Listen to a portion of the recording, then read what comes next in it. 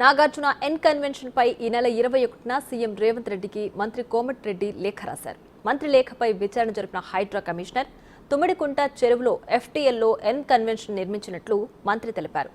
Satellite ఫోటోలతో సహా ఆధారాలు హైడ్రాకు అందించారు. మంత్రి లేఖపై విచారణ జరిపి రంగంలోకి దిగిన హైడ్రా ఆ కన్వెన్షన్ను కూకటి వేళ్లతో సహా భూస్థాపితం చేసింది.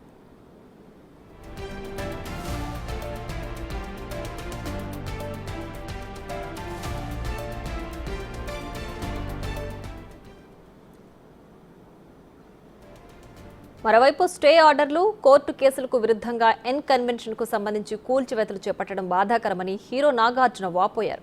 ఈ మేరకు ట్విట్టర్ వేదికగా పోస్ట్ పెట్టారు. తమ ప్రతిష్టను కాపాడడం కోసం కొన్ని వాస్తవాలను తెలియజేయడం కోసమే ఈ పోస్ట్ చేస్తున్నట్లు రాసుకొచ్చారు. ఎన్ కన్వెన్షన్ భూమి పట్టా భూమి అని, ఒక్క అంగుళం ట్యాంకు ప్లాన్ కూడా ఆక్రమణకు గురి కాలేదని అన్నారు. ప్రైవేట్ స్థలంలో నిర్మించిన భవనమిది. కూల్చివేత కోసం గతంలో ఇచ్చిన అక్రమ నోటీసుపై స్టే కూడా మంజూరు చేయబడిందని స్పష్టం చేశారు.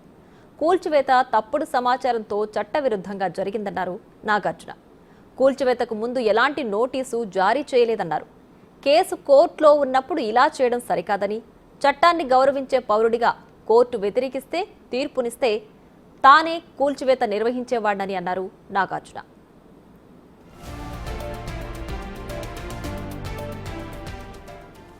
ఆక్రమణలు చేసి తప్పుడు నిర్మాణాలు చేపట్టామని ప్రజలకు తప్పుడు సంకేతాలు వెళ్లే అవకాశం ఉందని వాపోయారు.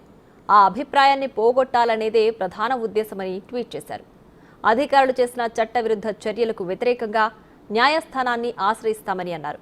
కోర్టులో న్యాయం జరుగుతుందని ఆశిస్తున్నానన్నారు నాగార్జున.